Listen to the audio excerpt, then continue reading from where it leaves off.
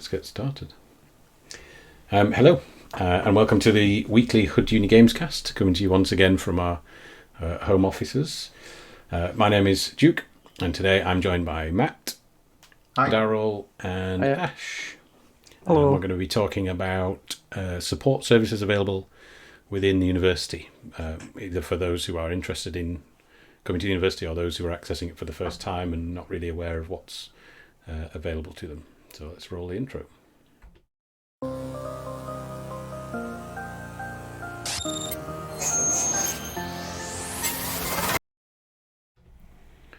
Cool. Okay. Actually, Matt, this was kind of your idea. Do you want to tell us why we're doing this? Yeah. So this came about because a lot of you right now are having to use services that you've not really come into contact with before. So throughout your academic journey, you've not really had to use any of the extra support session services or anything like that. But because of the current situation, that you're reaching out and going, how do I get in touch with student support? How do I get in touch with student guidance, etc.? So we thought we'd put a quick session on that outline some of the services that are available and how to use them or get in contact with them. Cool. Okay. So, and also we should, I guess, a minor milestone here. This is our 10th weekly games cast. So Double digits. And to celebrate the 10th one, we've actually decided we're going to start off the session with a little bit of a game, and we've called it "What's on the Box." So this little game we've come is basically just to get us going, get us in a little bit more of a jovial mood. And we're going to read the description. So if you go to the next slide, Duke. Yep. So I can explain what it is. We're going to read the description on the back of a game box, and we have to guess what it is. So can you guess what the game is just from its textual description? And we're going to be reaching out to the chat as well to see if you get it. Yeah, we'll watch the Twitch. So how long are we going to leave these on screen? Am I first? I think I'm first, aren't I? I think straight away someone's got it. The game is Super Metroid. Bravo. Yeah. Well done. So should we move on? Yeah, so who's first? It is mine. What's on Duke's box? I won't read it out because that would be a bit pointless. I think everyone can read that text. No, you won't read it out, Duke. Okay, right. Fight your way to victory. Should I do it in a voice as though it's part of the game? Maybe? Yeah. Fight your way to victory. That doesn't sound great. But anyway, in the most intense battles of World War II, choose your weapon and then jump into a raging firefight. From bazookas to battleships, a massive arsenal is at your disposal. See, I don't know, but I have a good guess based on what you like. I don't know, actually. Yeah, my first instinct was something like 1942, but that doesn't have bazookas or battleships. That's what I was thinking. I was thinking sort of like 1942, but of course it wouldn't come in a box either. Ooh, I like the guess coming in Battlefield. Maybe no. See, I was thinking Total Annihilation, but is that more futuristic? That's far more futuristic. What's Total War? Not Total War. That's the medieval one, but Command and Conquer. Do you want me to say when you get it right, or shall I just wait a few minutes? Maybe we'll give each other a few minutes, and then each of us say what our final guess is. Okay. And I'm looking to the chat to see if they give me any clues on this one. Probably. I think the fact that he's got battleships and massive arsenal. It can't be an RTS. You can't have a choose your weapon and then jump into a raging firefight in an RTS. It has to be a first-person shooter of some kind. But no, he likes Command and Conquer style games, doesn't he? So I was thinking that, but there's no World War II themed. I'm looking forward to the remakes of Command and Conquer. We should probably have put a timer on, shouldn't we? Yeah, sure. Let's do it. So what's your final guess? I'm going to go with Red Alert. Someone in chat said Company of Heroes, which I might. That's quite a good shout. I'm going to put a timer on for 30 seconds for the next one. Okay, that sounds good. Yeah. Was any of us right? Did we get it? Sorry, sorry, I was just doing the timer then. What was you? Quickly, what were they? I put Red Alert. Okay, Daryl? I haven't got a clue. Okay, I haven't got a clue at all. Me and chat think Company of Heroes. You both said it right at the beginning. It's 1942. Oh, no, yeah, that's the description. You had ships in 1942. And you had bazookas in I'm 1942. having the point then. I'm having the point then. There we go. No, you're not having no. That is a bad description. That's terrible. I know, yeah. That's what when I read it, I thought, really? That's not how I remember it. But it is accurate. So I'll stop beeping. Okay, cool. So yeah, 1942, one of the best games of all time, except when you play it now and you realise that actually at the time it was the best game. Less so as time's gone on. But anyway, so the next one up is Matt's. Oh, this was mine, yeah. So meet the newish dynamic duo, and then I put in brackets because it gives the name of the game. Trouble is brewing in Sparrow Mountain. Grutilda the witch, wildly jealous of Tooty the honey bear's good looks, is determined to steal them for herself. But even as she whisks the helpless youngster off to her tower, Tooty's big brother and his loudmouth partner are on the trail to rescue her.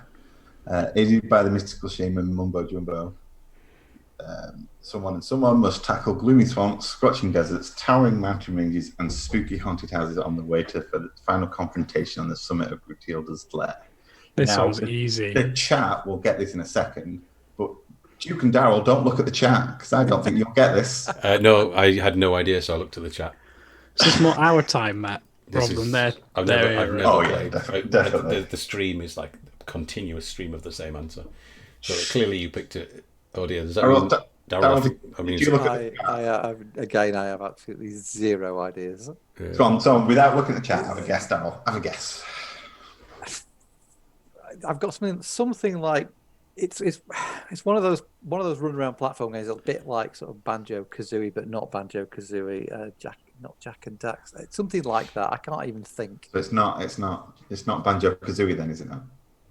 You think is it Banjo Kazooie? I've not played it, so it could be. I've not played it either. Okay, so that's time up. Everyone else looked at chat, but Daryl, you got it right just through saying it's not Banjo Kazooie. Surely that means it's wrong. If you said in Who Wants to Be a Millionaire, it's not this answer. That's not the right answer. That's going to be my answer in future for everything. It's just not Banjo Kazooie. There. What was it then?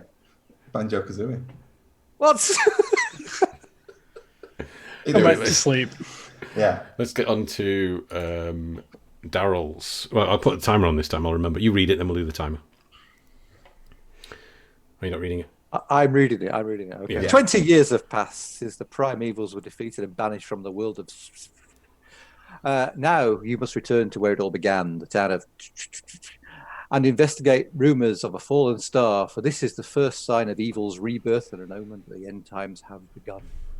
And this is easy because I know you as well. That's a bit mean, like blanking out the names of places, not the name of the game.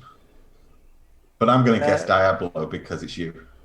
No, I hadn't thought of Diablo. Yeah, I would say that as well. No. Whether it's 1, 2, or 3, though, I don't know. Aren't they all set in the same place?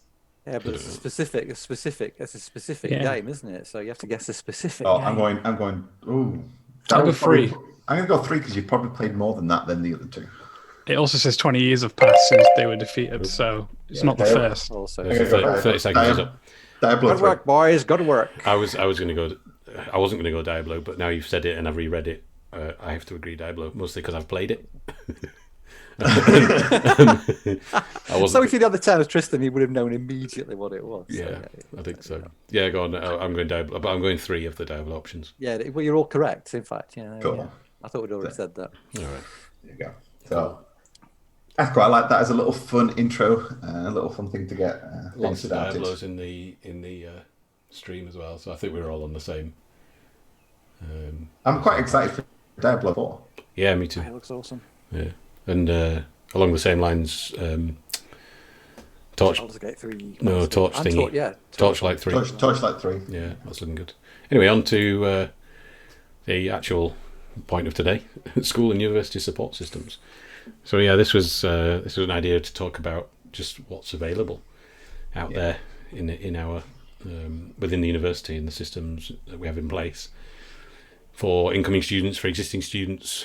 Some students will have accessed some of this stuff, some will have accessed none of it, and that's why we thought we'd do this stream. So let's move on to what is available. So the first one, I've actually loaded up some of these sites so we can load them. Not that one, this one. So this is the main university support site. There's a whole load of stuff in here, depending on where you're at. So there's, like I say, there's the disability bit. Computing library services can be reached here. Returning to study, I think, is more like your mature students. There's health and wellbeing. Anyway, I'm not going through all of it, but this is a bit of a hub for all that. Did you want to add anything, Matt? This was your link. Yeah, so this is just basically the main page for the university support. So if you type in HudUni support, this is where it takes you, and it has links that go to all of the other services from here. So a lot of the things we're going to talk about going through, you can access from here. There are a few as we go through that are a little bit harder to find because the university's website isn't the easiest to navigate. But that is your starting point for most of these things. Yeah, I think it's worth mentioning, actually, we haven't got a slide on this, but that every student has a personal academic tutor, which, if you don't know, you could email us and ask and we'll find out for you. That is also like a portal to the university's support system. So you can access this website, or you can just email your PAT and say, "Oh, help," and they will point you in the right direction. Not necessarily just to this link, but then to a person or something like that. So I don't think we mentioned that, do we? But that's something important to remember. So moving on to in-school support services. Yeah. So very often you'll hear us say you must go and either talk to student support or student guidance. So we thought, actually, for some of you that haven't really used these services before or not really accessed them, we'll describe what the differences between them are and how to get in touch with them. So Duke said just before we went live, a really nice way of describing what the difference between them are. Can you remember what I said? Can you remember, Duke? I think it was that student support is more about, like, you've lost your timetable, or you want to talk to a member of staff. It's that instant stuff, isn't it? Of, I just need an answer now to this problem. Like, what were my results last year? Or how do I contact this person? Or where am I supposed to be timetabled for my next session? Whereas student guidance is, I'm struggling with this particular aspect, referencing or attendance or a disability related issue, whatever it might be. It's I need guidance on how to progress, which includes back on track, as opposed to I just need a quick answer. I think that's how I see the big difference between student support and student guidance. And guidance tends to be longer term, I think, rather than an instant kind of easy quick answer. I think for me, student support is answers about how the university systems run. Yeah. So if you've got a question about, right, where is this located? How do I find this? Where's my timetable? Whatever it might be, student support probably know the answer to it. If it's I want to sit down and have a chat with someone because I'm struggling, student guidance is the people to go talk to. Yeah. So we've got the emails and phone numbers of all of these different services as we go through. But you can see it's sce.student support. But again, for those that don't know what that abbreviation means, SCE is School of Computing and Engineering .student.support and sce.guidance@hud.ac.uk. Before we continue, it's worth mentioning all these. You'd have to remember all these links and phone numbers and all the ones that will come up. We're going to put a link underneath this video when it's on YouTube, basically to these slides. So you can just click that, get to the slides, and then roll through them and just click the links you need. So otherwise some of the URLs are quite long. Anything you want to add there, Daryl and Ash? Nope, I'm good with that. Cool. No, all good. I think I should just go back 1 second. Student guidance, their team in there are really good.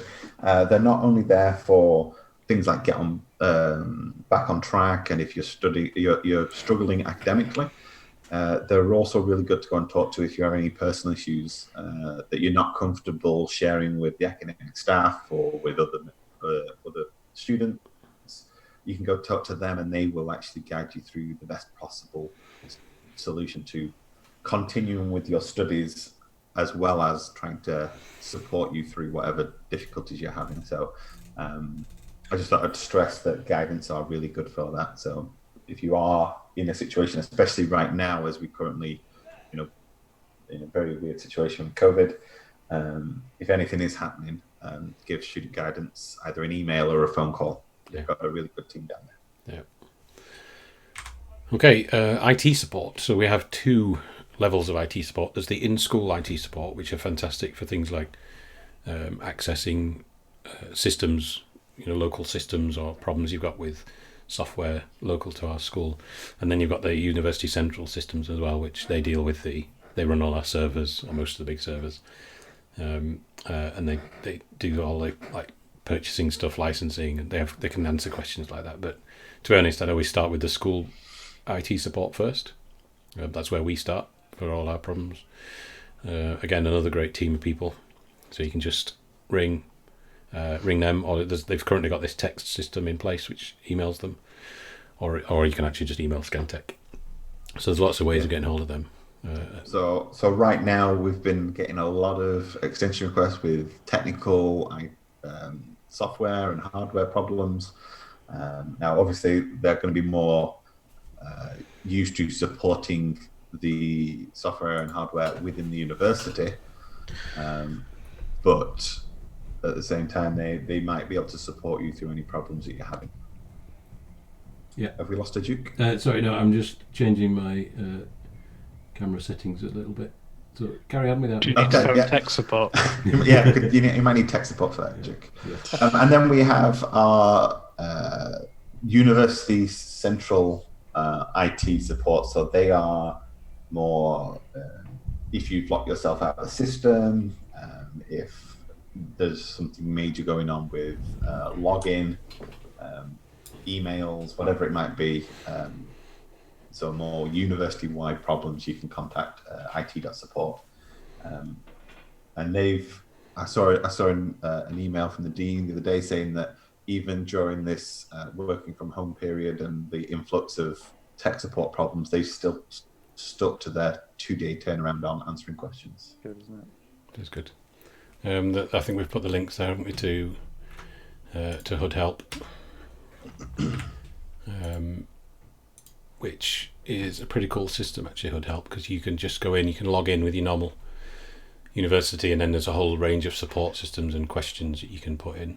So you can just ask, and it creates like a ticket system. So that's quite cool in terms of accessing support. Unimail. Oh, right. This is a favourite of ours, isn't it? Email. So, yeah, we've put this as its own separate slide for Unimail, as email is the official form of communication from the university to you guys. And we get so many comments of, oh, yeah, I should have checked my email. I haven't checked it in a week, or I haven't checked it in forever. So our sort of push to say, you should have your email either set up on your phone, so it pings your phone when you get an email, or have your university email forwarded to your personal email. I'd add to that if your email's like our email, you're getting far fewer emails on a daily basis than you would have previously. So if previously you'd found that kind of intrusive and annoying and switched off the notifications, I would turn those notifications back on at this stage. It's kind of vital right now as well, because you are getting a ton of messages from us about here's a tutorial that's upcoming, or a lecture, or whatever, and attendance has been pretty low across the board because people are not checking emails. I think it's also worth saying that or suggesting that people write rules in their email inbox. So I have rules, for example, to change the colour of emails, or flag them, or put them in folders, whatever system works for you, so that you're, whether, I know that in Gmail, if you forward them to Gmail, you can have the little folders down the left, can't you? So, or you can have different notifications for emails from different accounts, or you can highlight them in some way. It's worth doing, because then you can say, okay, well, anything that's got the keyword that comes from student support or from us is probably higher priority than an email that comes from marketing, maybe at this time of year anyway. So maybe building up, if you are finding you're getting a lot of emails, just build a priority system of rules. I like rules. Yeah, I like to forward Daryl's straight into the trash. Yeah, I do that. Yeah, we get a lot of emails. So it's also good to know as well, Brightspace announcements. So anything module related will come through Brightspace, and those announcements get pushed to your email, so you can read them directly in your emails. Yeah. So please set up your email, and either forwarding or access on your phone, whichever you choose is fine. But please make sure you can access it more than once a week. I put a link up there for those that don't know how to either set it up on their phone or how to forward emails. The university have put together a little guide so you can actually get it set up to either forward. If you click through onto that, it'll then. It was on the main page. Oh, was it? I was just reading this one about there's a clutter folder. I didn't know that. Where was it going? On the spreadsheet, there's a link. Oh, is it? Sorry. I'm getting back there. This one. The one in the middle, yeah. That one. It redirects you to how to set up your email, and there's little guides if you've got iPhone or whether you've got Android, and there's little guides to actually how to set up email forwarding if you don't know how to do it, which surprises me that how many students don't know how to do that. Yep. Cool. On the same slide, we have because we've switched over to Office 365 now. As students, you get access to the entire Office suite to install on your machine. So Word, PowerPoint, and Outlook as well for email. So it's worth setting that up, and there's a link there to go download those if you need them. It's really good. I'm on Office 365 now through this system, through the university system, and it is so much better in terms of setting up and making it work. Setting up Office and it working. Scott's just pointed out quite a good thing is that if you reply to a forwarded email, it sends the reply to the person that forwarded it. So if you're setting it up to forward from your account to your personal account and you reply to that, it'll reply to your uni account. So make sure when you reply to forwarded emails, it goes to the right person. There is a way to prevent that with Outlook. I can't remember that. There's a way where it says it's like forwards with the original email as the sender. I can't remember. It's not like a standard forwarder. It's like I can't remember the term, but it's like when you use CNAME and ANAME in websites. It's that kind of idea. So it like bypasses. It's like forwards before it even gets into the system. So it's not like because a rule that forwards will use the new email, but a forwarder within the system doesn't. Anyway, if looking at options, there is a way of doing it. Personally, I mean, my opinion is that Outlook as an app, and most of you got access to that as an app, and you've got Gmail as an app, and you can use whatever else you want. I mean, you can have as many email clients as you want, but if you're utilizing Outlook to deal with university and kind of official stuff, and you're using Google Mail or whatever to deal with your own personal emails, then it distinguishes one from the other, and all you have to do is reply to the university one directly that way. And it's I mean, particularly right now, it's really important that you do act professionally as far as email is concerned. I think we might have got the email message across. So we'll move on to some of the other bits.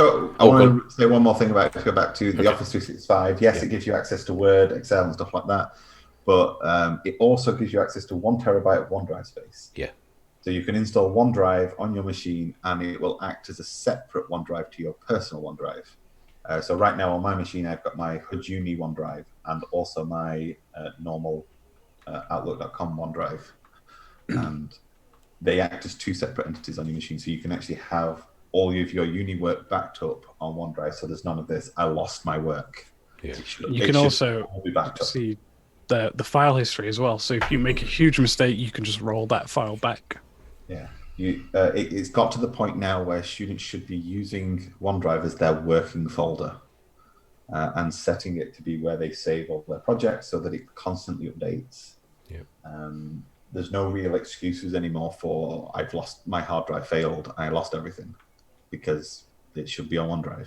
In fact, you can't get an extension for hardware failure anymore. Well, you never could. I was just about to reiterate that point. So be very cautious of it. And I've always said this. I mean, I've said it to individual groups of students, which we're saying to everyone that watches this as well, that it happens every year. Yeah, we literally have someone that loses their work every year, and they have to repeat the year. And sometimes don't be that guy. We have the one in the chat right now, Gary Lloyd, who did exactly that. Yeah, infamous for his USB stick. Oh, I hadn't noticed the don't do a Gary. Yeah. Don't do a Gary. Yeah. Cool. Okay, so let's move on then to Uni Desktop, which is so as well as being able to access email, or the importance of accessing email, and what Matt and Ash were just saying there about the excuse of losing content. Sometimes another thing that people bring up is I can't access the software, and UniDesktop is your solution for that. So we use Parallels. It changed. It used to be something else, V Workspace. Yeah, it's got much better over the last year or so because they switched the provider to Parallels. And yes, there is a slight little bit of input lag, but actually you can use the machines that are in, say 504 or the Games Lab or anything like that. You can use those exact machines via remote desktop. It takes a little bit of setting up, but there's some guides on setting UniDesktop online on the help section. But once it's set up, if you are in a situation where you don't have a very powerful machine to run the software, and you don't have access to the software at all for whatever reason, even though we did a video, you can go back and look at our Gamescast from a few weeks ago where we said you can get all of the software. You can still use UniDesktop to remote in at the moment. So if you are in that position, it's worth looking into. I was just, this is a new build of Windows. I was just going to install it and see how long it takes while you were talking, see if I could get there before you. It's now installed, but we're not. Yeah. So let's see how long it takes Duke to do it. So he's literally just downloaded it and it's installing now. Yeah. And we'll continue on this slide. So Brightspace, as Ashley was saying before, is where all your module information, like everyone should be familiar with Brightspace by now. And it's where all your module information should be. And it's one of those things that sometimes a little bit of information just get missed from it. So if you do come across something missing, let your module leader know that either an assignment spec is not there or the submission point's not there. It can sometimes slip through the net, but usually all your module information is on Brightspace. And as what Ashley was saying, any announcements or anything that get put on Brightspace will get forwarded to your email. So it's important to keep your email up to date so you can see these announcements coming in. While you were doing that, I installed it and ran it, and I don't know if I can put it on that window so you can see that is the university background running. So it's logged in, and I'm now on the machine. Yeah. One of the machines, so you can see all the software's there. So yeah, that was while you spoke 3 sentences, I downloaded it, installed it, and connected to the university systems. It is much better than it used to be. Yeah. I never used to recommend it because it was basically awful.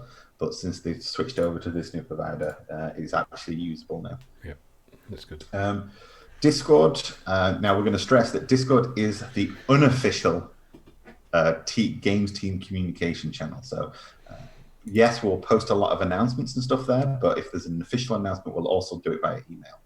But the reason why we put the Discord up in the first place is so that students can support each other. It's not really supposed to be a place where you can just go and do an @Duke or an @Matt constantly for everything. It's to put stuff up and to try and crowdsource the problem. So if you're having a technical problem or you're having trouble with wanting some feedback or your misunderstanding of an assignment spec or something like that, just if you put it into the right channel into Discord, there are usually either someone in your year group or the year group above that are willing to sort of support and answer these questions. So use each other to actually get a lot of support as well. Yeah. Yeah. I agree with that. And Ash uses Discord a lot as well. So yeah, it's on. Yeah, but go on, Ash. I was going to say I would prefer more email support for those serious matters because I do get quite a lot of DMs about this has gone off. What should I do? Like Matt says, try and use email. It's more official. We can help you that way a lot faster as well. Yeah, I do get. We all get a lot of DMs through Discord, and a lot of the time those DMs are something if you put in the normal text chat channel for support or for the year group, someone would have answered in a few minutes instead of having to wait that maybe potentially even a day or two or more to get an answer. So if it's not a serious personal problem that you want, or if it's proper serious, then do it through email. But if it's something personal that you want to actually discuss with a tutor, then do DM. But if it's just a general question, put it in the normal text channel. there are quite a lot of channels as well. So there's the general channel. We even got a careers chat that Julie pops in. There's the showcase one support, and then there's ones per year group as well, and then there's ones per module. So there's probably a channel where you can find an answer for what you need. And so. just to sort of flag what I've been doing with help from Gary, really, it was Gary's idea, is that there's now an under support resources tutorial dump. So if you click the pin in there, there's a big database full of tutorials that just keeps getting updated regularly.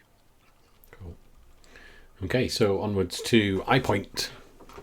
How would we describe the iPoint? The gateway. There's a word there, gateway. I think that's probably accurate, isn't it? iPoint is central to campus. As soon as you walk into Student Central, it's right in front of you. They're always wearing green, I think, aren't they? And they are a great first point. So we talked right at the beginning about personal academic tutors as being the face of the university from an academic, as one of us. So somebody you already know, a face you already recognise. But depending on time of day or year or whatever, you might not be able to find us. I would always say go to iPoint first in that case, because they'll point you at, they have a lot of computers around the outside, and they can help either log you into your system to help you reset something, or they'll talk you through finance. And round the back of iPoint is all like international and finance. They're all in the same kind of area. So it's a great place to find support outside University Central rather than school or module level. And they're usually really good as a physical point because you have the big green sign and you know where to go and look. Yeah. Right now, though, obviously, you can't go physically, but they're still running via the phone and via email and via the top desk as well. Yeah. So use them as your almost like big starting point of trying to find something. So if you're having trouble with finance or... I was about to say accommodation. I mean, it's conceivable that people have accommodation issues with what's going on right now. Well, it's also conceivable they're having financial issues as well. So, this is a good starting point to find out who you need to talk to and get some sort of like direct advice about that. There is actually a Diggs site, isn't there, on campus? What was the old bookshop 20 years ago is now a Diggs office. So if you go into Student Central, turn right, past the library and out past towards where the bank is. It's just across from the little bank there. There's a little Diggs office. So if it was accommodation specific. As a side note as well, I think you go to iPoint, don't you, to update your details too? So if you change address or you've changed your name, then if you tell iPoint, it'll get updated onto your sort of records. I wonder if they print the cards. They used to print cards in the library. I'm not sure if they print them at iPoint now. They still do it at the libraries as well, but I don't know if they do it at iPoint on top. They have a section next to the iPoint just to the right of it, which they'll guide you through and sit you down and print out a card for you. Cool. Awesome. I learned something new myself. Yeah. So iPoint is the starting point for the bigger questions of, like, I would say, finance, accommodation, anything you can think of that isn't directly school related. They're the people to go talk to. Yeah. Cool. Okay. So extensions it's easy for me to say. Extenuating circumstances. I think this was because some people have had a little bit of confusion about the differences between the two. That's where this slide came about. So usually extensions and extenuating circumstances are given very rarely and in certain situations, but obviously in the current climate is that we've got a flood of extensions coming in. And we just wanted to talk through the differences of what type of extensions there are and how you apply for them and how they work, both normally and in its current situation we're in. So to start off with, we have the general extensions, which right now, quite a lot of your modules, especially in the first year for game design, pretty much everything got a general extension. So this is where everybody on a module gets an extension. So basically the hand-in date moves. So let's say it was on the 1st of April, and we're going to give a 1 week or a 2 week extension. We could then move that. And this is decided by the course team and is signed off by the subject area leader to actually do that. And that affects everybody on a particular module that gets signed off. So, but right now, many of your modules are being affected. The next one is the individual extension. So individual extensions can go up to 14 days and are signed off by your module leader. These are requested through the student portal. So on the student portal, if you go to My Details, I think it's on the left-hand side, there's a little button that says for extensions, and it will say which module is it, which assignment is it, and how many days do you need extra. And within that, you have a text description box to describe why you need that extension. Now, extensions are granted based on what is written there and what evidence is submitted along with that extension request. Extension requests have to have evidence to go along with them. So if you said, I've been ill for the last week with a cold or whatever it is, you need to have a doctor's note to go along with that. Now, this is normally. Obviously, right now, we've relaxed the rules, basically extremely relaxed the rules to the point where evidence isn't required right now.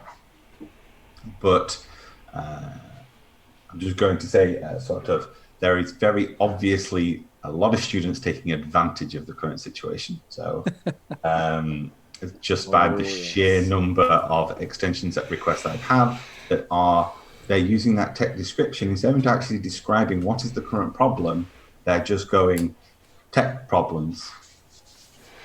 What does that mean? Why haven't you spoken to us previously?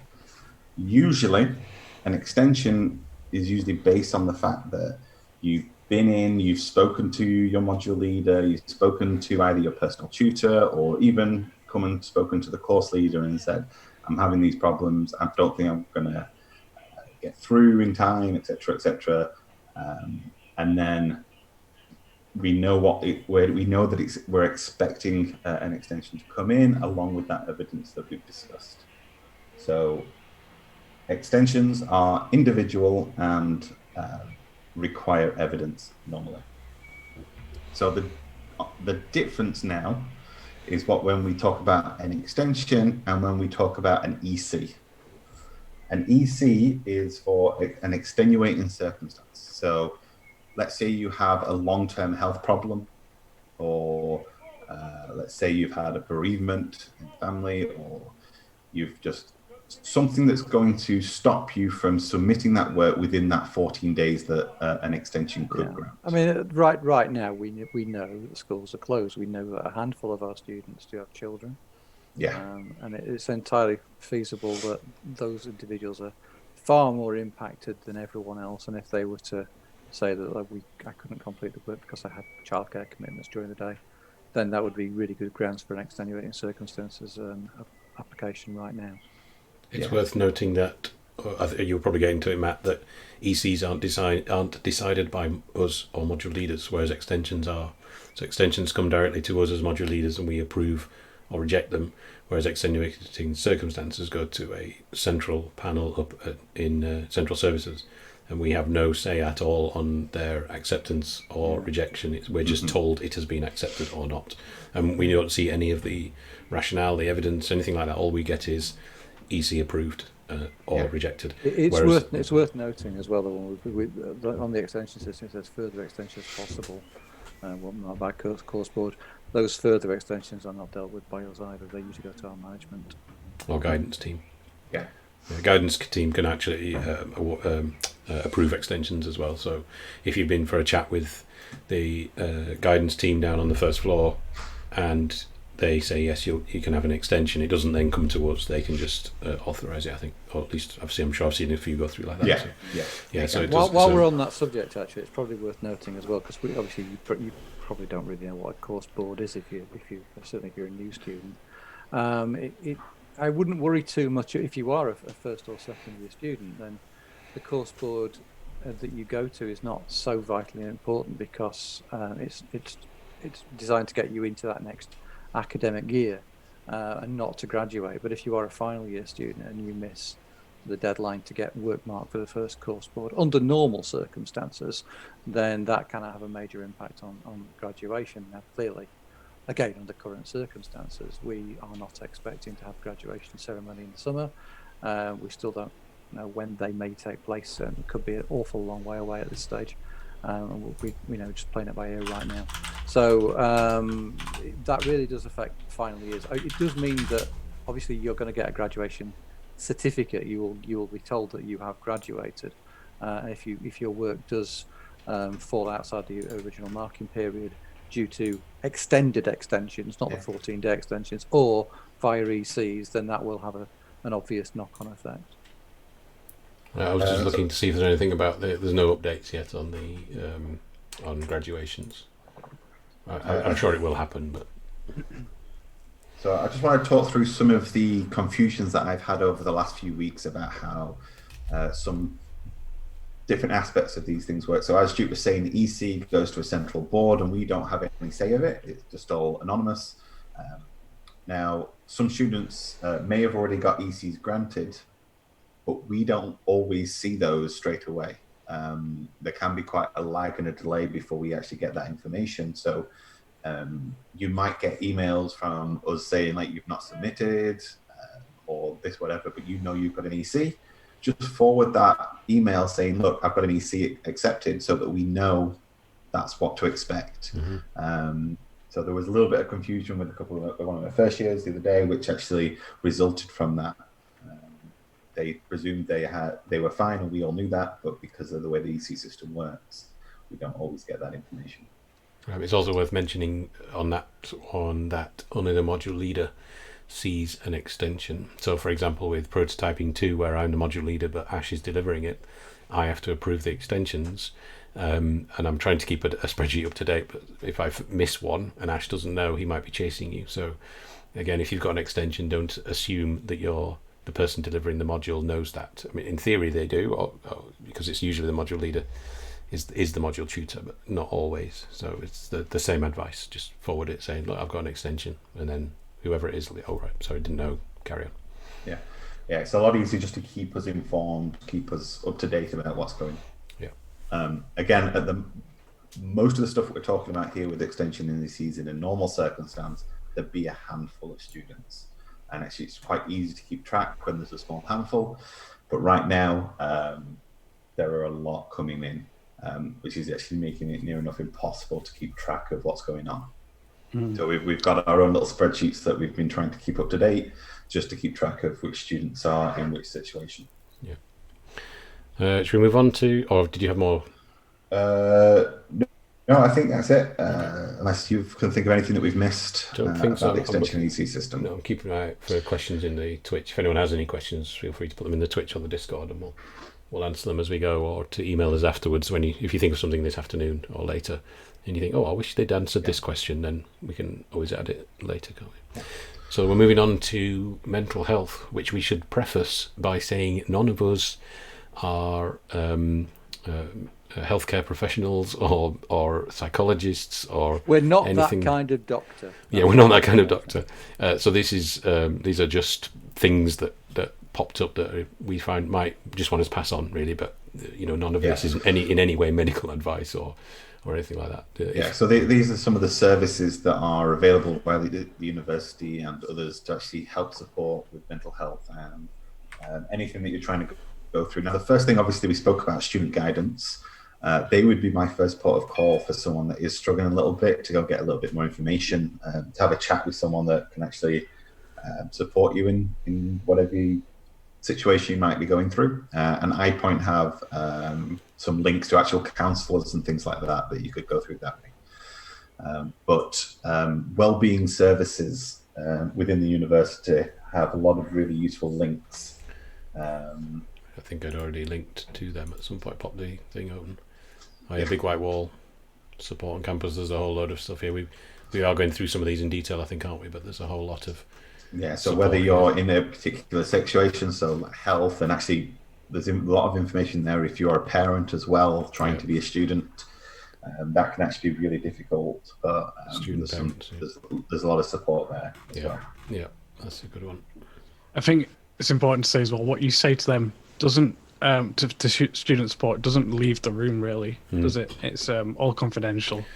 Yeah, none of it gets to us, as is the case. I mean, GDPR prevents anything like that. So all they tell us is this person, like for example, if it leads then to a personal learning support plan, if that was where it was going, all we get is we just say this student has a personal learning support plan, and it tells us not why, it tells us what has now been put in place. For example, extra time in exams or whatever. So don't be worried about you saying something that then somehow gets to us that then influences. Yeah, and the same goes for extensions and ECs. If you apply for an extension through student guidance after discussing some mental health problems or whatever it might be with them, we just get that you're getting an extension, not the reason why. Yeah. If the extension comes through to us from student guidance, it usually means you've had a chat with them and they've deemed it necessary. Yeah. Big White Wall is the next one on our list. Yeah, so this is a service that I think is external to the university, but the university has either a contract with or whatever the agreement is. But essentially, if you just go to the next slide, I think it describes it quite nicely. I'm going to leave it in this that one. Yeah, it's sort of a support system that's completely anonymous. So if you actually have some problem, you just want to talk to someone, you can use Big White Wall to actually get in touch with someone who can actually help you and talk to you through any problems you're having.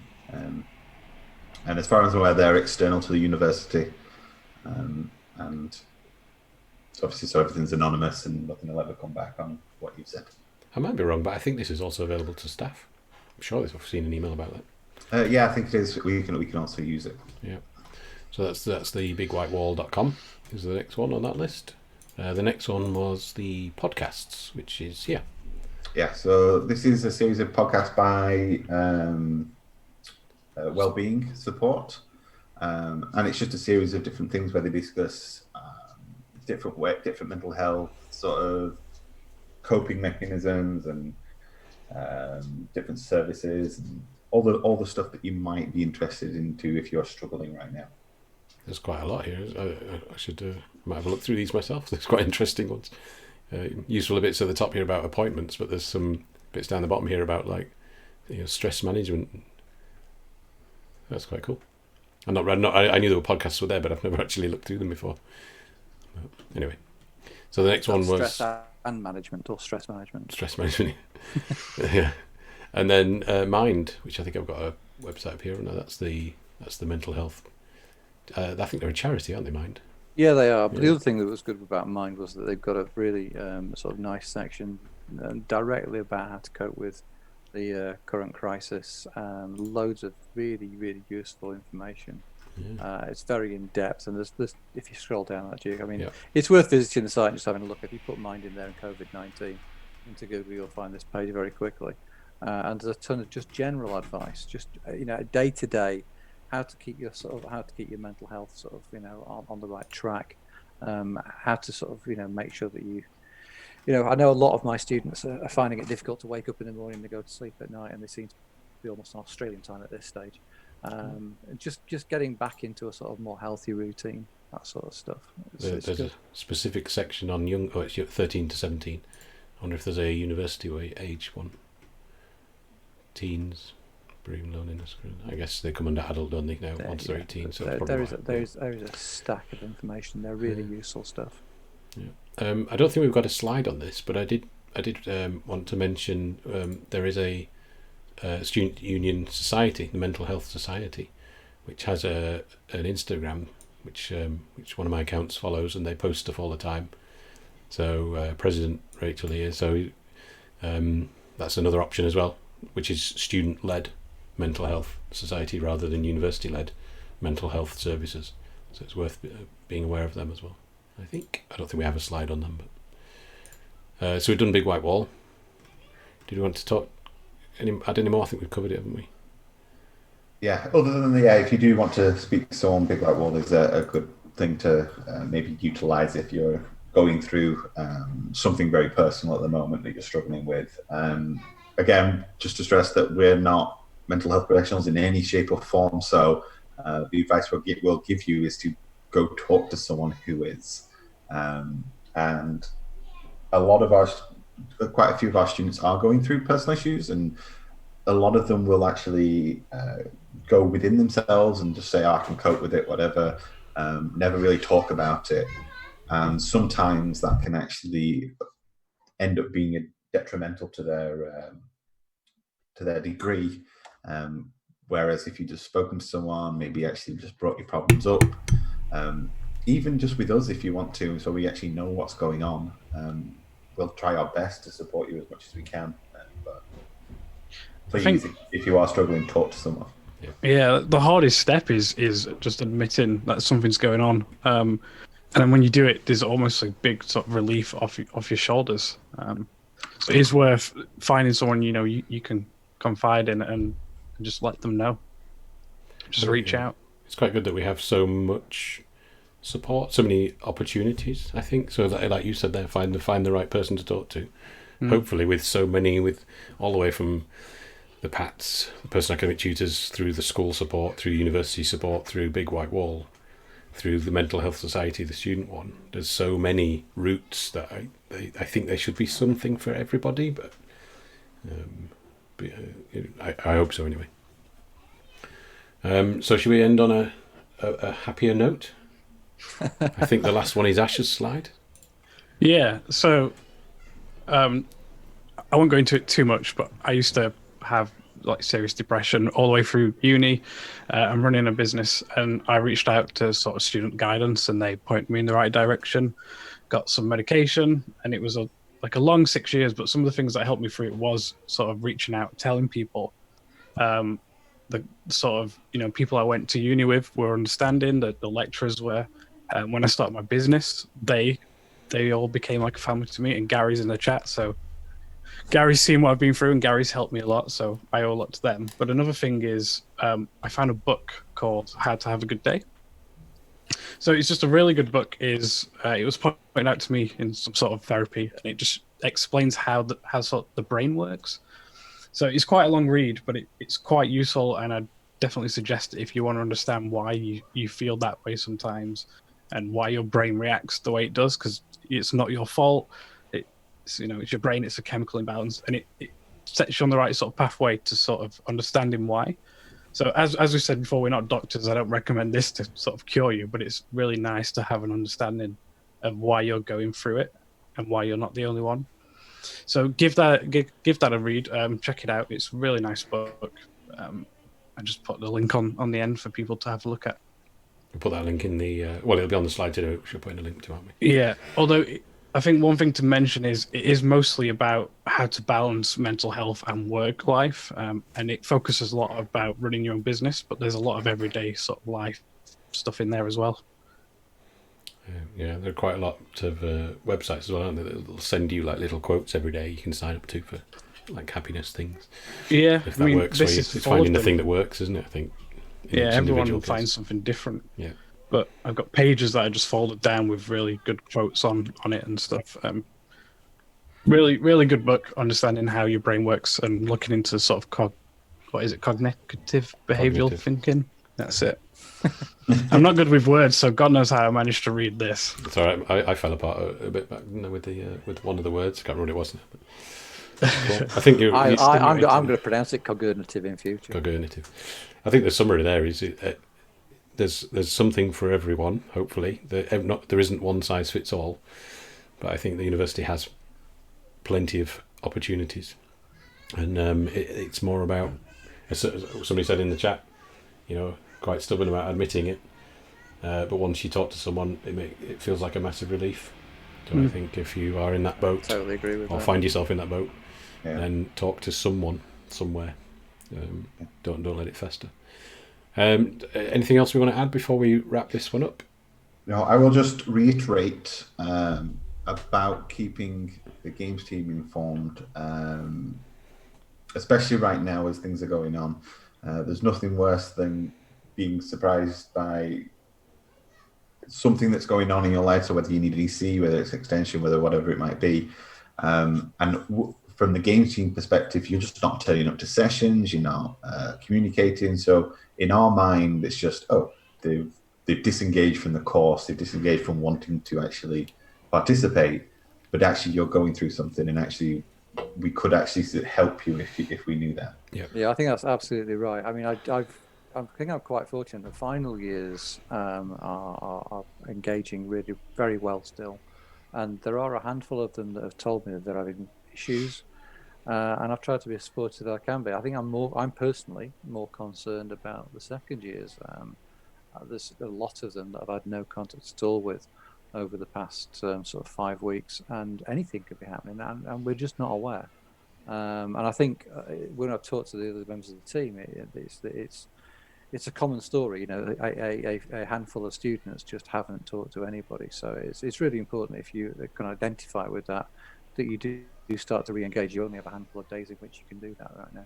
Yeah, that was really stressed that Daryl doesn't teach the first years, but the first years are my biggest concern because we're putting on sessions. I know that Duke's been putting on extra Zoom sessions for support, and we're having turnout of 2 or 3 students. And yet, if I just look at the extension system, it's saying 60-70% of you are having trouble.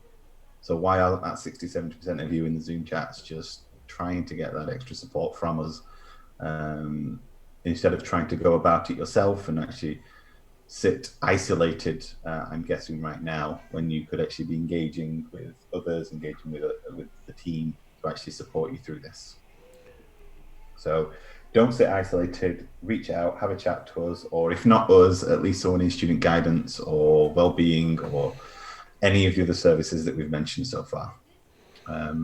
Don't sit isolated on this. Should we wrap this one up? It's the least happy one we've ever done, I think. Yes, that's why we got off to a good start. We got off to a very good start at the beginning of this. We should have saved them for the end to end on a high. Next week we'll be happier. I don't know what we're doing next week, but we'll definitely make it a happy one. We should play some games. You know how bad I was at gaming. Everyone can have a laugh at me failing at something again. Yeah. Trying to kill Briggsy in Sea of Thieves. That's just that's just frustrating because anyway, we won't go into that. You should do night streams. You should do night streams. Just you gaming. It's me gaming at night. Not just you. I mean, you, Daryl, play Sea of Thieves. Yeah, maybe. I'm quite happy. Yeah. Okay. So how bad we really are. So there's a lot of information out there, and if you need to get access to it, I've posted the link to the Google Slides in the Twitch chat, but we'll also post it in the description on the YouTube channel if you're watching this on YouTube later. Yeah.